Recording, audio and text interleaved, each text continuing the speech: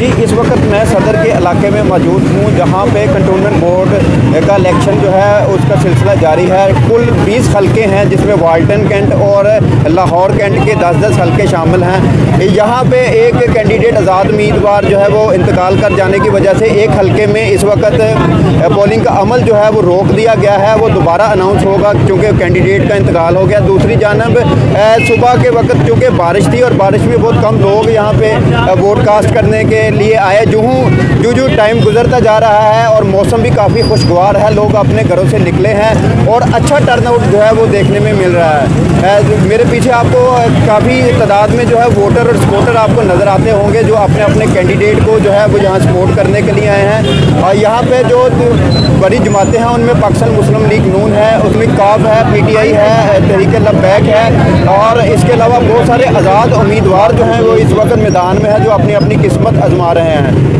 दूसरी जानिब पे तमाम जो है हलकों में हमने विज़िट किया है तो बड़ा पुरअमन जो है वोटिंग का सिलसिला जो चल रहा है और कहीं भी कोई नाखुशगवार वाक़े की हमें इतलात नहीं मिली और ना ही कोई इस तरह का फायरिंग का वाक़या रिपोर्ट हुआ है। ना ये पुरअमन तरीके से जो है वो पोलिंग चल रही है, ना ही कहीं पर हमें जो है लड़ाई